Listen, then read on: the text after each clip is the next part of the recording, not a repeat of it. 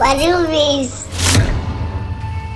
Kaze mu kiganiro cacu warubizi. Abantu bose umuryango munini murazi yuko nkunda kubagumbira, ndabagumbiriye mwese.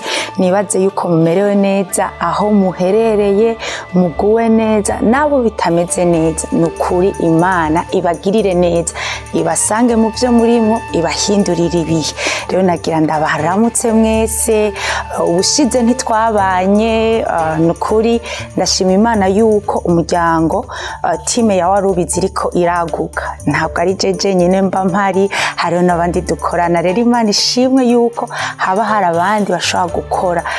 Kaze rero mu kiganiro cacu n'umunsi nashaka tuganire ku kintu kivuga ati kubera iki umuntu ashobora gushinga intahe, kubera iki ushobora kuza kuri platform ya warubizi, kubera iki ushobora kuja mu isengero gushinga intahe.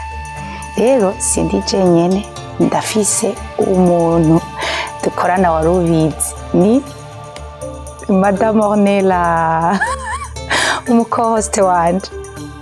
Umeze gute? N'amahoro menshi. Umeze neza? Ndabona usa neza ariko. Nukuri nawe usa neza cyane. Uyu munsi waje ndabona waje wabigiriye kubw'abakunzi ba warubizi. Nukuri Imana guheza genda ndabona usa neza, uri wambaye ubwiza bw'Imana kandi. Amen. Nawe nukuri. Wakoze cyane. Kandi umunsi twajanishije, twari twabivuganye. Navyo nzi nkemuyera ni sawa arakora. Nuko twama tubikora, urazi ko dutangura dusenga. Yego. Nashaka ndagusaba udusengere rero. Kadushima Imana. Yego. Mana turagushima kuri Imana nziza, tugushimiye urukundo rwawe n'imbabazi zawe tudahengeshanya kubona umunsi ku wundi. Gushimiye ko uyu munsi wari uw'ubuzima, n'umunsi utigeze kubaho kandi utazongera kubaho. Ndagushimiye ko wateguye kuva kera, wari uzi ko aya masaha Mana iki gihe tuzuba turi kumwe Mwami Imana n'umukozi wawe Darlene. Nukuri nanje ndi hano hantu turiko turavuga ibijanye Mwami Imana n'intahe, kuvuga ubukuru bwawe, kuvuga gukomera kwawe, intahe zo mu buzima bwa misi yose. Ndagushima Mana yo mwijuru kubw'iteme Mwami Imana tuje kuvugaho, kugira ngo abantu bamenye agaciro kari mu gutanga intahe, bamenye uburemere burimo Mana ko ari ikintu gikomeye gikoreka mu buzima bw'umuntu iyo yumvise intahe.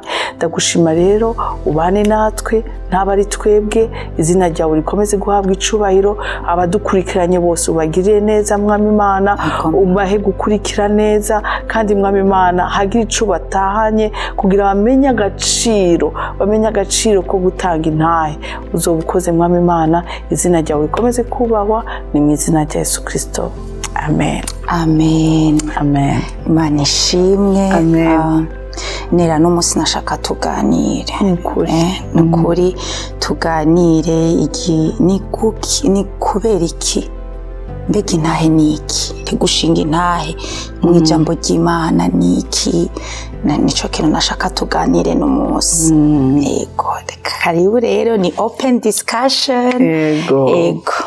Ariyo intahe ni ikintu gikomeye. Mbere ko nja mu ijambo ry'Imana, intahe nibaza ko ari ubuzima bwa misi yose. Intahe ni ubuzima, donc la vie quotidienne. Donc ubuzima tubaho mu buri munsi, kuko buriya hari uwavuze ngo there is no testimony without test. Bivuga ngo ubuzima tubayemo ni testimony.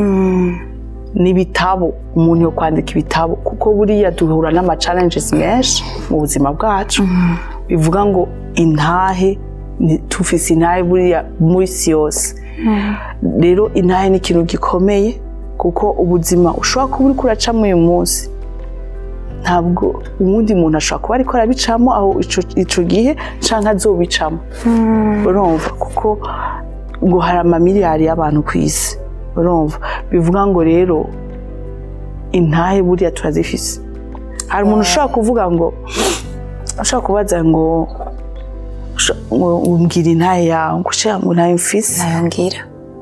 Uriko uramanuza Imana, kuko buriya ikintu cyose nimba wowe dada uyu munsi wicaye hano nko mu masaha 5 nta challenge ushobora kuba wahuye nayo cyane gose none Imana ntiyaguhaye kuyiresolve igihe uyivuyemo ni kuvuga there is testimony.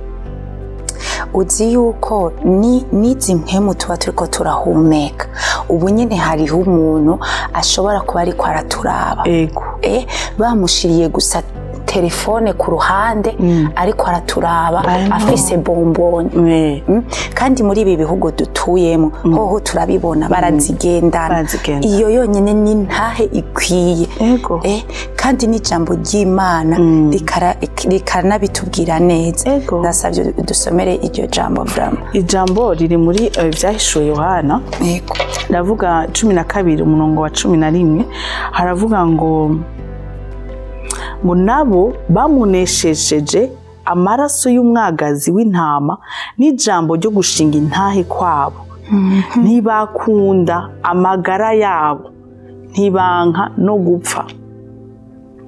Iri jambo je numvise kuva kera numva ari ijambo rikomeye cyane kuko gushinga intahe zigagadata gushinga intahe hano bavuga ngo ntibakunda amagara yabo ntibanka no gupfa. Aha bari ko baravuga ubuzima abapotre bagiyemo intumwa za Yesu Kristo ugushinga intahe kwabo bashinga intahe kuko bari bazi ico bari ko barahura naco ibibazo ariko barahura navyo kubera guhamya Yesu kubera kuvuga Yesu. Ntibakunze amagara yabo ntibatinye ko bakubita. Natwe ubuzima ubu unye tubamwo na notre société tubamwo dutinya kuvuga ivyo twaciyemo ukamengo wowe ushize ubuzima bwawe hanze. Ariko iyo wibutse yuko intumwa zaciye muri ico gihe cyo guhamya uyu munsi nituba tuzi ibiri muri Bibiliya iyo batemera kubicamo iyo batemera kuheba amagara yabo ngo bavuge uwo Yesu babonye bavuge ivyo bamubonanye bavuge uko bagendanye uko bamubonye. Numva ni ikintu gikomeye cyane. Hari akajambo n'umusi nasomye nariko ndibaza mbega intahe niki kubera ko umuntu ashinga intahe nsoma ahantu handitse ngo intahe it's the testimony why we share testimony because it gives peace bitanga amahoro. It gives comfort comfort sinzi nyene no kivuga muki ni kugubwa neza comfort ngo hama igatanga assurance. Urumva hari igihe uba wataye ivyizigiro nka cyane hari ikintu bahora batubwira ngo assurance y'ubuzima. Mbega assurance y'ubuzima niki ukaza wumva bakubwira ngo fata assurance ngo y'ubuzima ambo ushobora kwibaza ko ushobora gufata assurance y'ubuzima. Tubona ko ari ibintu bikomeye urabizi ubona ko ari ibintu bikomeye uri assuré naho utazoba hari n'umunsi ejo abawe barashobora kubaho uravyumva. Ariko gushinge iyo ushinze intahe uhaye assurance wundi ariko arakumviriza arashobora kuba yihevye arashobora kuba agiye kwiyahura ariko kubera yumvise yuko you overcame iyo challenge so umuhaye assurance yo kuba.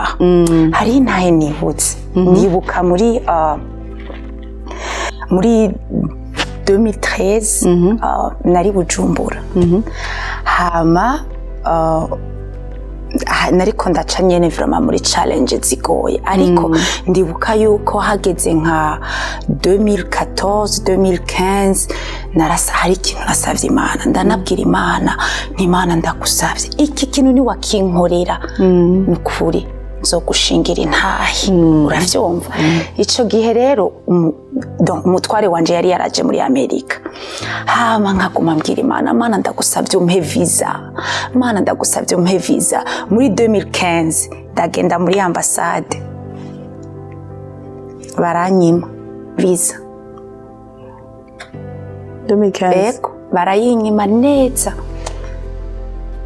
nera ndiheba ndavuga mana ibi ni vya bindi abantu bahora bavuga ngo murashaka kumara imyaka 10 murashaka kumara imyaka 10 ningahe mutabonanye ariko sinigeze nemera yuko ico kintu kinshikira nera imisi yose ndibuka yuko aho naba muhira hari church ishengero impande imisi yose 6h du matin naragenda gusengayo avant yuko nja ku kazi imisi yose 6h du matin nategereza kuvyuka nkagenda muri iryo shengero kandi nta niryo narinzi sinzi ningene narimenye umunsi umwe umupasiteri aca arahaguruka hari jeudi sinzofa ndavyibagiye arahaguruka aravuga ati hari umuntu ngaha ukwezi k'umunani ni kuzohera Imana itaraguha ivyo uri kurasengera nukuri jewe nacakiye mu bandi ariko je narinzi ico umutima wanje ushaka nari numva umenga ndarambiwe kwibana je nyene ndakeneye umugabo ndakeneye kuja gusanga umugabo ihari ushima nta nisezerano vraiment nari mfise ryo kuza kuba muri Amerika ntaryo nari mfise urumva ariko ni ibintu nari nasaba Imana kubera navuga n'ijambo ry'Imana riratubwira ati ikizotandukanya umugore n'umugabo n'urupfu uravyumva rero muri ico gihe hari muri urumva 2016 yari yageze ndasubira kandi kuja gusaba visa mu kwezi k'umunani hari le 22 août memane ego ndagenda gusaba visa muri iyo août Ornella le 22 août uwo munsi natahanye visa yari mercredi bambwira ati uzoze gutora visa kwa gatanu uravyumva ariko rero abana b'abantu turibagira niho nashaka gushika nukuri yose zeraniye Imana ntukibagire uzokwame wibuka kuza kuyishingira intare nukuri sinari nibaza eko ndamaze kubivuga yuko kwa kundushinga intare ukavuga ati Imana yarampaye visa ukabona ko ari ibintu bito si ibintu bito n'abantu benshi bavyifuza ariko ntibabishikeko nukuri ndashima Imana yampaye visa ndashima Imana kugitangaza yankoreye dada ibintu Imana idukorera ni ibyo ndi nakubwiye n'ubuzima bwa misi yose ni nta ikibazo cyose iyo kibaye résolu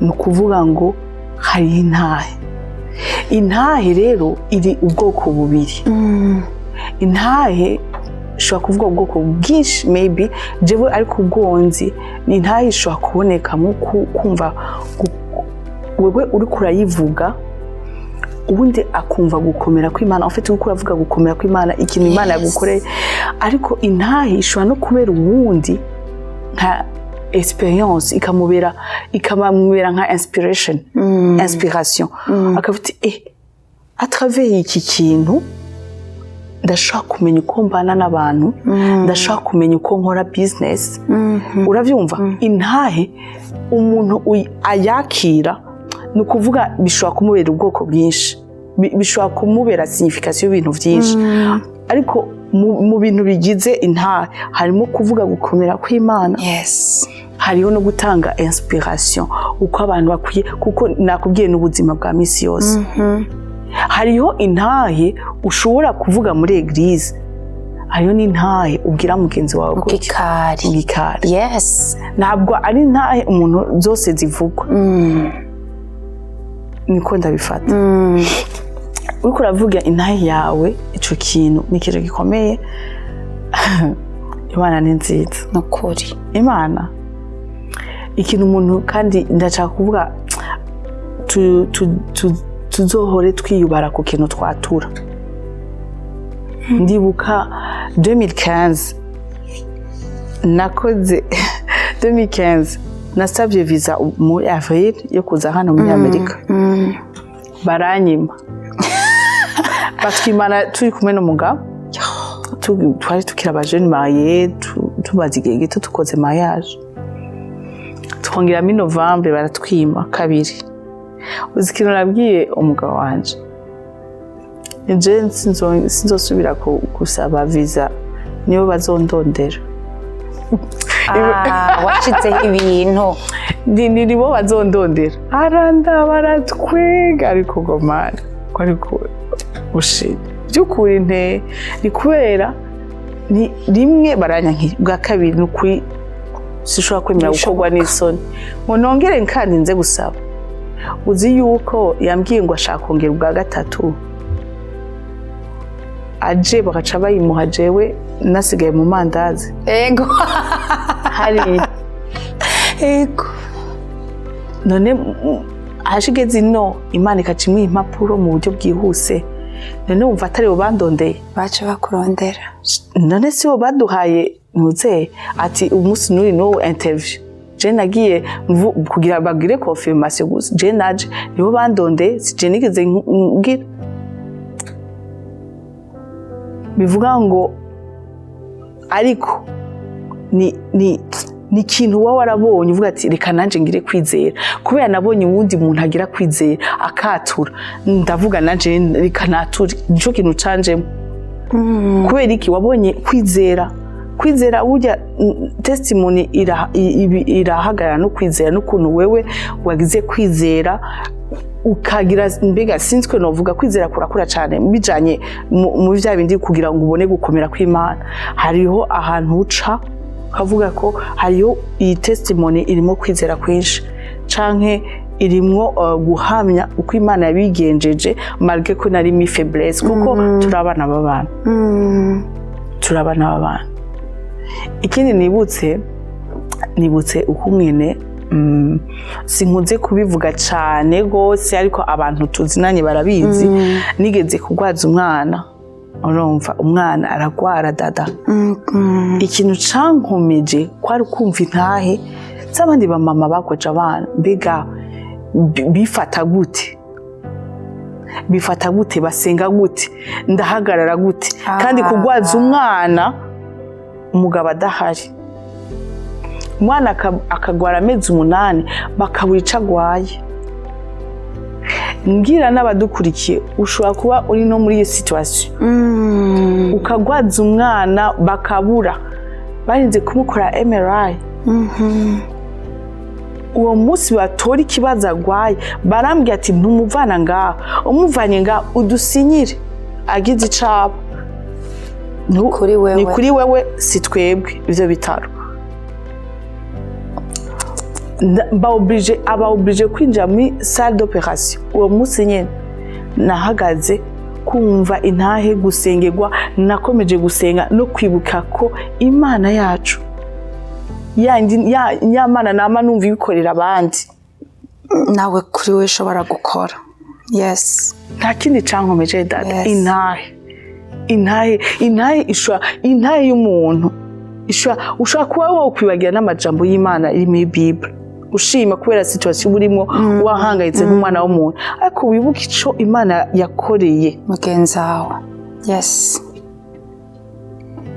jewe nibutse ukuntu Imana yakuye papa muri ntuze reanimation yamaze 3 semaines 3 jours kuri oxygène ico kintu nico cankomeje kuko ivyo vyabaye 2022 papa nawe yagwaye 2021 umva 2021 umwana nyuma papa amaze kugwara niwe yafashwe nantuze yafashwe no kugwara iyo ngwara pendant amezi 8 yari ingwara iteye ubwoba agira amashira kuzura hano umwana atangura gucumbagira umwana atwara muterura kugira atambuke hajya yarasa imyaka ingahe kege hari byamufashe 2021 umva yarafise presque économie 2015 yarafise presque 6 ans presque 6 ans mugo ntiyari bwayikwize yarafise 5 ans n'amezi ariko byari bihe bitoroshe ariko ndavuga Imana yakijije papa ikamukura kuri oxygène niyo reka kukiza uyu mwana ngo ko yagiye muri salle d'opération naragize kwizera ndahagarara muri ivyo nabuze Imana nabonye uzura papa wanje ntiwonanirwa no kunkiriza umwana wanje dada vyari bigoye yes chaque mois umwana yagenda muri crise bikanko atambuka pendant une semaine vyari bitko chaque mois amara une semaine atagenda kw'ishuri gushika batore twaragize ama x-ray ibintu vyose x-ray barayigira barabura mpaka muri MRI umwana batora ikibazo afise ako kanya inja bisa d'operation. Imana ni nziza cyane. Nta kindi rero kitubeshejeho novuga buriya icyo umuntu yaciyemo kirakubera ushobora no kuba umuntu atobivuga ariko ukabibona ibyo yaciyemo bikakwigisha. Mugabo rero umva tubwira abakunzi wawe barubizi n'ukuri gutanga intahe maybe ushobora ufasha abo muri kumwe bakabona ibyo waciyemo ariko intahe yawe ni wayivuga izofasha abantu benshi. Nukuri nakamaro kanini ku gutanga intahe. Ndibutse tugitangura ikiganiro warubizi hariho intahe zagiye zira abantu baza gushinga intahe ariko hariho ibintu byantangaje gose kubona yuko umuntu ashobora kuvuga ati nk'ubu ndibuka nk'ikiganiro pasteur yigeze kugira avuga ati jewe nahora ngendera mu bintu by'abapfumu biki n'ibiki abantu baratwandikira baratubwira ati turashaka mu dusengere izo challenge natwe zirimwo urumva kubera iki bumvise yuko yashinze intahe hari uwo wabivuyemo hari n'uwabirimwo ntabinezererewe ashaka kubivamo ashaka ya mahoro ashaka ya confort agashaka na ya assurance. Uhundi munsi nukuri nagira mfate nakanya shimira abantu bose amaze kuza kuri platform ya warubizi nukuri ntabwo twese tuzohagarara ku gatuti ngo turiko tuvuga ubutumwa ni yindi ntuzanya yo kuvuga ubutumwa ni yindi novuga gute it's another way yo kuvuga ubutumwa kubera turamaze kubona abantu bakizwa turamaze kwakira abantu bakizwa kuri warubizi ndamaze kumva abantu bakize abantu baronse ivyizigiro bakava mu vyaha bakavuga ati nukuri ubu nibwo buzima nahora ngenderamo mbese nshaka guhinduka ndakeneye uwo muntu yaje gushinga intahe amfashe niyo ntumbero hanini y'ikiganiro. Undi munsi turonka umuntu yaramaze ico gihe yaramaze imyaka 2 n'igice mu bitaro.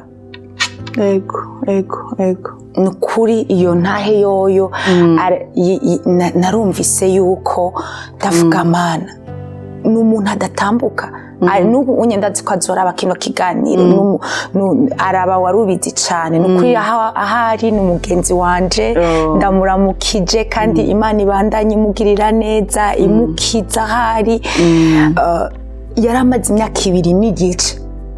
Iyo ni ntahe yandungikiye urumva hariho abantu bafise ivyizigiro hariho abantu bafise ivyizigiro yaratevye aranambwira ati dada naho n'umusi Yesu yogaruka ntarakira ntarava kuri chaise roulante nzopfa ndamwizigira. Amen.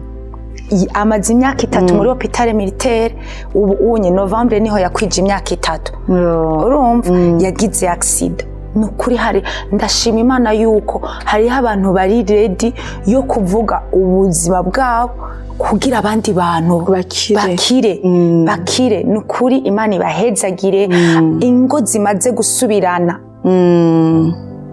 abantu no kubona yuko ushobora kwandika question wa muvyeyi aheruka kutwandikira ati nanje nari maze imyaka 15 ntararonka uruvyaro bantu b'Imana mwumva uwo musozi.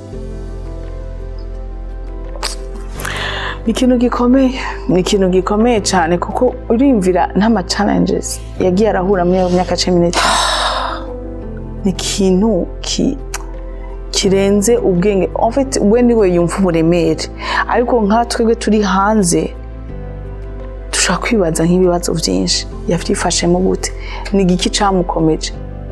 Nta kindi kintu cokomeza umuntu atari kubona nakayabivuyemo nanje Imana izonyishura bikakongera imisi yo kubaho bikakongera wa munezero ugasubira nakimana yamukoreye nubwo haciye imyaka 5 kameme yari yaragiye kwa muganga yari yarabonye ko bidashoboka abaye baramubwiye ko bizazopfa bishobotse ariko birashobotse ibyo ni za ntahe bwa buzima bwa misi yose tuba nta kindi cyo mukomeza muri iyo myaka 15 ubundi mu buzima busanzwe atakwizera Imana guhari atagukomezwa n'ubuzima bwa mene data canke uwundi muntu nta uwo parangana mu mutwe yes uko tumeze muri nature humaine twoparangana mu mitwe yes ariko bivuga ngo intahe nivyo nakubwira byerekana ushaka kwerekana gukomera kw'Imana canke inspiration kavuga ati okay nimba naka yarihanganye imyaka 15 why jewe w'imyaka 5 nto kwihangana byonanira bigatuma nawe uvuga ati Mana nyigisha uko nkwiye kwifata sivyo nkwiye kwigira sintangure kuko hari igihe abagore turemerwa bashangura gutakwishavu umugabo urumva ariko wumva wundi imyaka 15 ushaka kumwengera akubwire ubuzima yabayemo none yabishoboye gute ko bakomeje gukundana n'umugabo kubona ko ubuzima bwabo ari ubuzima ubona budahungabana bikakwigisha ni inspiration yes so nukuvuga ngo nukuri bakunzi bawarubize wabivuze neza gushimira abantu bamaze kuza hano kuko nababwiye mu mico yacu tubona umongo ni nukwiyambura agashambara gushira ubuzima bwacu hanze ariko bibaze nka jewe na fapasi naje nkavuga yuko ntaronka abantu bari bazi ngo mbayeho neza mu Rwanda rega dada baheruka bazi yuko naragiye mariage mu nzu yiwe akumva ndi umuntu wa grave batazi ubuzima bwo kubura icujya ukarondera igiceri c'ijana inzara ikagukubita wonsa urumva umutipe yize mu Bushinwa utabona imbere n'inyuma utazi ngo nzoriha ikejo rwaye umva Imana ni nziza uribuka ko akaririmbo natanguye turirimba yego hajya ni kagute ntabwo tuzayoba inzira oya ntabwo tuzayoba inzira tuzagerayo nukuri Imana igira neza Imana igira neza bantu b'Imana amba uri mu kibazo abakunzi ba warubitse abantu bazodukurikirana yo nukuri ndabasabye komera ipositione mu kibanza nyaco senga iyo Mana Imana ni Imana yishura Imana irishura urumva ico kibazo urashobora kubukirimwo n'umunsi ejo ukakivamo ukazokivuga nk'inkuru kigakomeza abandi bariko baragicamwo nukuri n'umunsi jewe sinibuka ngo naho reka ndakubwire nera nukuri jewe ndakubwiye nta sezerano hari abandi baba bafise amasezerano bavuga ati yo nukuri je ndafise isezerano ryo kuja ahantu muri Europe hehe mu je ntaryo nari mfise nta nivyo nabona umwana w'umubwiza wapi Amerika uravyumva ariko nukuri Imana irabikora ingirira neza uravyumva nukuri naho ubunyene uri aho uri hose uri kurarondera visa nukuri Imana iguhe mu izina rya Yesu uri ushaka aho ushaka kuja hose Imana igucira inzira n'ijambo ry'Imana rirabitubwiye ngo aho tuzohonyoza ibirenge tuba tuhahawe urumva nukuri Imana ni waja muri iyo ambassade bazoguha iyo visa umuntu yo bariko araturaba ubunyene ayikeneye hama tubwire n'abatukurikiranye rero kandi abantu nukuri ngwino mushingira intahe Imana ngwino muvuga ivyo Imana yabakoreye iki kiganiro si cyo kuvuga ngo ni cishengero ngo oya ni camwese it's open ku muntu wese kandi nukuri turashika ahantu hose ahantu hose ndazi ko hari abantu bamaze kumbaza ati ni gute turi ahantu hanaha ni gute nukuri tuzobipanga ariko kaze tuvuge imirimo Imana ikora niyo yerekana ugukomera kwawe kandi niyo ikomeza n'abandi yego hari akantu hariho inaye yanjyoheye na ma feedback menshi turonka ya warubiza ama message ariko hari umuntu yanditse avuga ngo ko yabonye ikiganiro ca warubizi abona intaye ya Madame Meme intahe yarafashije abantu benshi intahe yarafashije abantu benshi cyane ariko uyu mudamu yaranditse ko yaramaze amezi gusa 6 ari marié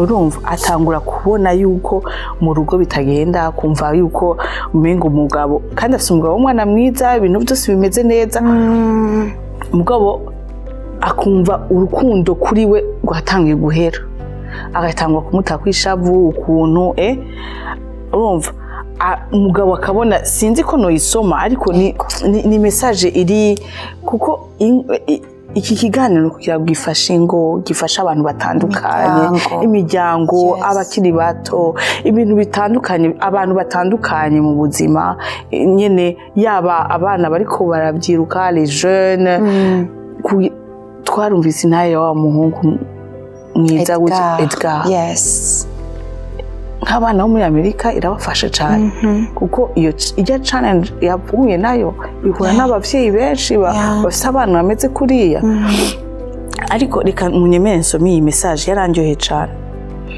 ngo hello gwese ashime cyane Islet ndabizi mugabo numva intahe yanje ntoyigumizamo ndi umudamu maze 6 mois ndi marié ngo Maria nale mu rugo rwanje rushasha I have an amazing husband, but du jour au lendemain, mon amour pour lui yaraheze. Wa mugabo nakunda aba stranger.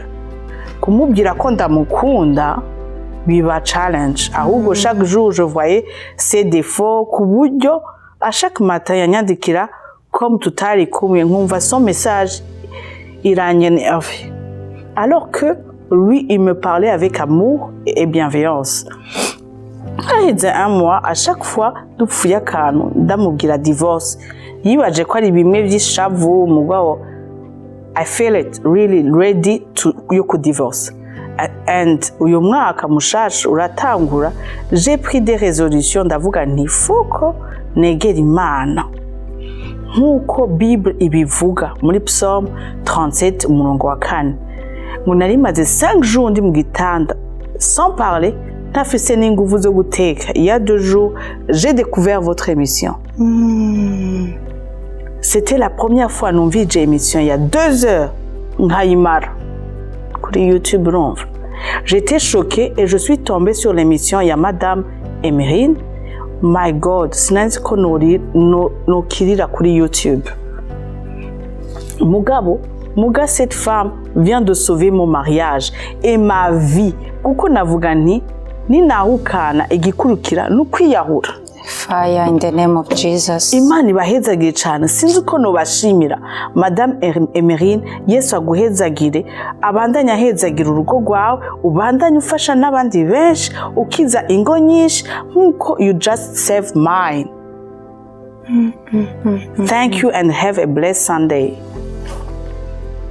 Ibaze iyo Madame Emerine atemera kuza muri warubizi ubwo rugo ruba rupfuye. N'uwo mugore aba ashobora kwiyahura kandi ushobora gusova une vie ou des vies ubuzima bw'abantu benshi. Hari ikintu namamvuga muri iki kiganiro ca warubize nkavuga ni naho yoba ari umuntu umwe. Yes, numvise yuko ubuzima bwahindutse. Ntego biba bikwiriye. Je nshaka yuko hagira igihe ko abantu batumva yuko bagira igihe bumva yuko gushinga intahe ni bo bugiriye ikimazi kuko wowe Imana yarabiguhaye wicamo urabitanze donc umenye ngo ni vy'agaciro kuko watanze une vie watanze ubuzima watanze ubuzima ni igiki kirenze gutanga ubuzima tu as sauvé du moins je numva gusauva des vies ari ikintu cyiza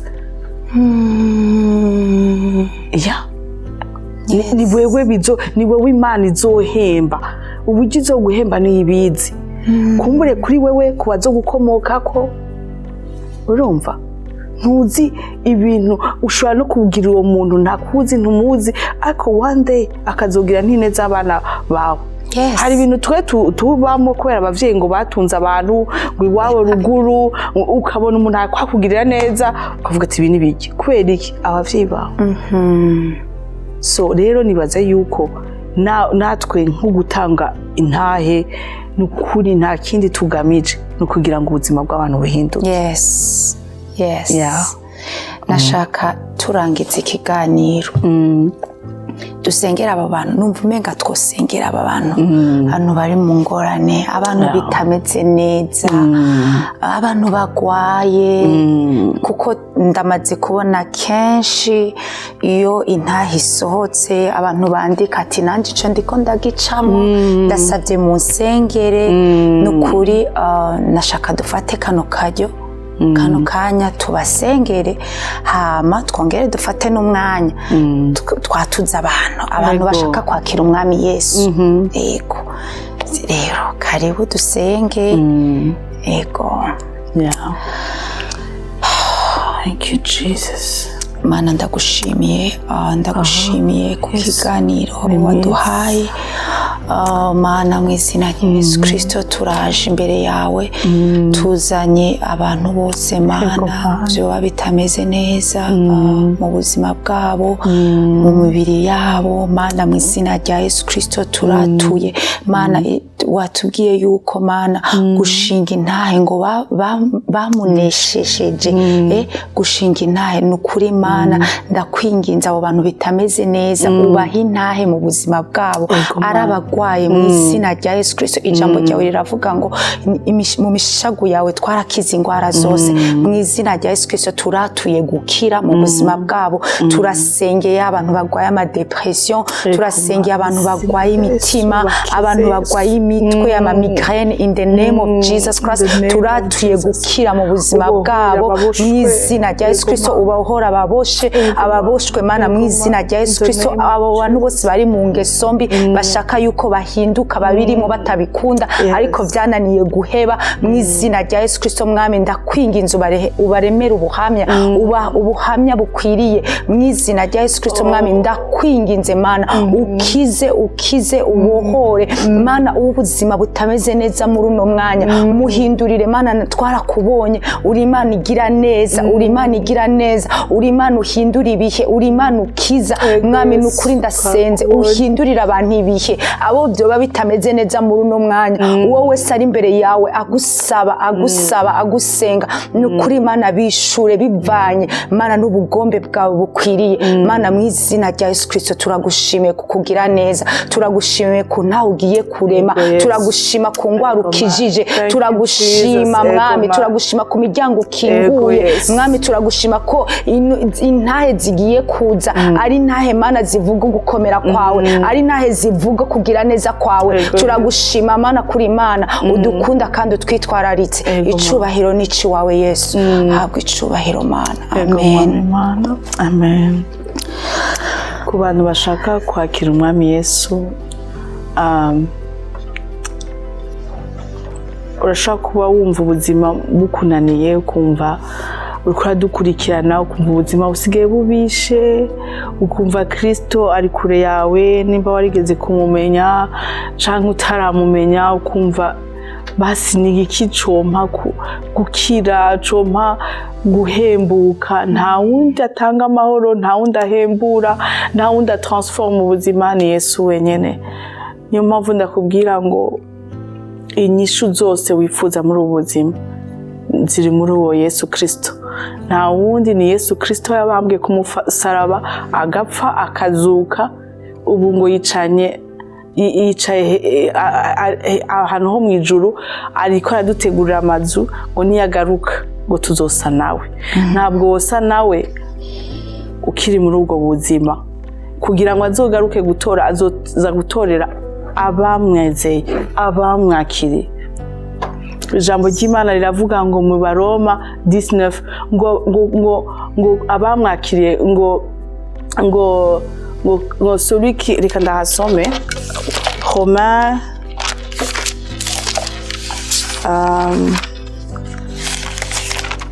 Romain 19 haravuga ngo kuko niwaturisha akanwa yuko Yesu ari umwami, ukizera mu mutima yuko Imana yamuzuye imukuye mu bapfuye, uzokizwa.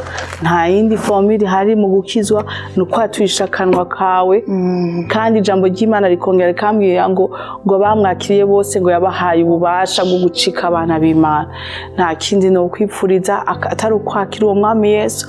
Uwo mwami Yesu ijambo ry'Imana rirambwira ngo niyagaruka azogaruka ngo bizomera nk'uko igisuma kitaguteguza. Umunsi azogaruka nta wuzi umunsi n'isaha, ngo n'abamarayika ngo ntibazi uwo munsi, kuko nta wuzi umunsi n'isaha atari data wa twese wo mu ijuru. Rero kuri uwo munsi ndakwipfurije, nta wundi waguha amahoro muri iyi nosi. Iyi si ejo bimera neza, ejo bwaca bukamera nabi. Nta wundi waronke handi honyene, hanu nta na hamwe wakura ivyizigira waronka amahoro yo mu mutima. Nta mugabo yaguha amahoro, nta mwana yaguha amahoro, nta muvukanyi, ni Yesu wenyene. Kubw'ibyo ndagutumirira wakira uwo mwami Yesu bigishoboka. Igihe iminsi iragenda ntawuzi aho Yesu azogarukira. Ndagusaba ngo nimba ubikunze watura aya majambo: Mwami Yesu, ndakwakire nk'umwami n'umukiza mu buzima bwanje. Umbabarire aho nagenda kubabaza hose, umbabarire aho ntakugishije inama hose, umbabarire aho noba naragushavuje mu bitandukanye mu buzima bwanje bwa misi yose. Umbabarire, amaraso wavuye ku musaraba yeze ibyaha byanje byose, uvyeze. Umbabarire, wandike izina ryanje mu gitabo c'ubugingo, kugira ngo wa munsi niwagaruka rya zina ryanje niwampamagara nzidakwitabe. Ndabisenze mu izina rya Yesu Kristo, amen. Amen. Imana ibahezagire. Amen, amen.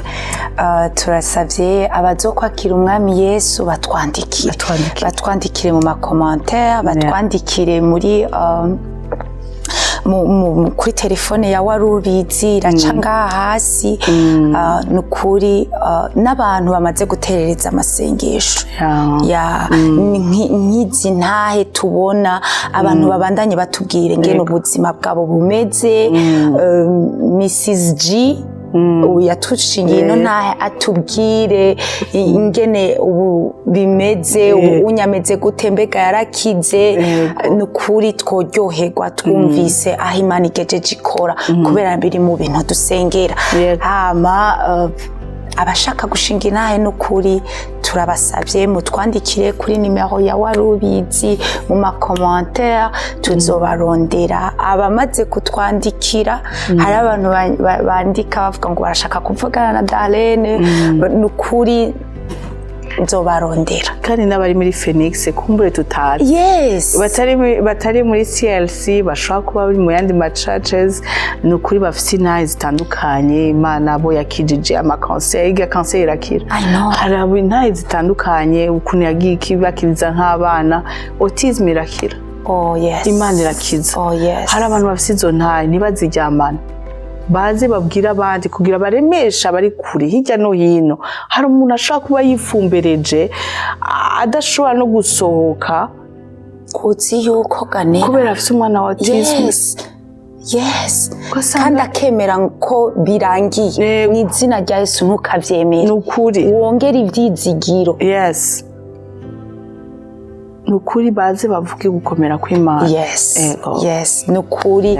kaze mutwandikire nimero iraca ngaho onye nukuri tuzobarondera dukorane ibiganiro hama rero Imana ishimwe nera ko Imana ibihabwe icubahiro nukuri ku kiganiro cy'uno munsi ego nukuri kugira ngo abantu babone ko duha agaciro ama message bandika ama feedback yabo uko bagenda basharinga nukuri ushobora kugira share umuntu ntuzi aho kiza kumuvana cyangwa kubipostinga ku ma statut urumva n'ubutumwa kuravuga ntuzi wo biza gukiza rero turangiza ikiganiro cyacu tubamenyesha amaprogaramu yo muri CLC turaterana iminsi yose kwa gatanu ni praise and worship nukuri tugira ibihe byiza pe ndabatumiriye mwese n'abantu hariho abantu benshi baraba live please uri muri Phoenix uri Tucson uri ni muze kaze muri CLC turafise dutangura 2:00 tugaheza midnight nukuri neradora tugira ibihe byiza ari umuntu umwe yambwiye aba muri Denmark nguzi ko ngo mugire ivyo bihe byiza mubamo ngo ndabiheruka muri Afrika ngo haci imyaka 13 14 ati nukuri gute mubifata for granted nizeye ngo mutabifata for granted ndamuyoya je kuri buri munsi ndabishima Imana kuko afite ibi bihe tubamo ngira turi Afrika abantu rega biyenda bikiza mu turi Afrika turi muri Amerika I know turi muri Amerika abantu b'Imana nukuri ntabwo turi muri Afrika hagira amaze kuja out of state gatonya ganira ugasiba kwa gatanu cyane data naragiye Dallas naragiye DC naragiye aho hiyo ntuze Los Angeles ariko urasiba Friday ukumva ugiye nko abantu b'Imana ukumva wapi nukuri kaze tubane ku munsi wa gatanu kuva 2:00 z'ijoro gushika midnight karibu muri CLC muraza kubona adresse icaho baraza kuyidushirira ko nukuri kaze abadashoye kuhashika abari kure abaraba ama live ari abantu bahora batubwira ati vuba cyane tuzoza bari kure cyane nukuri turabiteze abaraba ama live hari abamaze kuza kuturamutsa nukuri muryoherwe kandi ndabizi kubera turaronka n'intahe nukuri Imana ibasange uko tugendera namwe muba muri kuri live Imana izobandanye bagendera no kwa Mungu tukaba kandi duterana iminsi yose kuva 4:30 gushika 7:00 z'umurango kaze tubane inondwi turafise amasengesho turasa amasengesho yo kwisonzesha imisi yose ku mugoroba kuva ku munsi wa gatatu mercredi jeudi vendredi tuzoterana ngaha kuva 1:00 z'ijoro abari hafi nukuri kaze tubane mu masengesho kandi ni 1:30 kuko ni 1:00 gushika 2:30 mercredi na jeudi vendredi none ya masaha dusanzwe dukora karibu rero tubane nagira ndagushimire nera hatse ko numugisha urabizi kuba hano buri gihe jewe ni opportunity Imana ibimpaye nta kindi novuga n'ubuntu bw'Imana gushimira Avram ndahari kugira ngo izina ry'Imana rikomeze guhabwa icubahiro abantu bakomeze kumenya Yesu amen dushimira n'abantu badufatira amashusho bajya abantu rero sinzi ko umunsi umwe bazoza tukaba YouTube ikababona abantu abakunzi ba warubizi nukuri kuko bakora igikorwa kidasanzwe kandi bafite n'ubwenge bw'Imana reka tubavuge ko baranatwumva basi ubwenge bw'Imana bukomeye basi ibintu nukuri hari ibintu byinshi cyane batuyoboramo urabizi nawe nukuri batuyoboramo vra nitworeka kubashimira turabakunda turabashikunda bari ngahanye bari inyuma ariko nimushaka kubabona basi ubwenge bwinshi je ndabubaha jewe ikintu nama navuze nabizigirwa nukuri nabizigirwa n'abantu nabizigirwa nico kintu nobabwira rero nukuri mu barondere ni Liani Media n'abantu benshi ndazi ko bamaze kubamenya please mu barondere bazobakorera abantu benshi barakunda kuvuga ngo ama video yawe arubizi ni meza amafoto ni meza nibo nibo babikora nukuri mu barondere ubutaha tuzobavuga amazina kandi bazoza ngaha kuri kamera ahubwo nukuzoca namba umuntu azogira n'agafoto ego vraiment bababone abakunzi babaruzi babone bye rero tubasezera abakunzi bacu bye bye God bless you so much. What do you mean?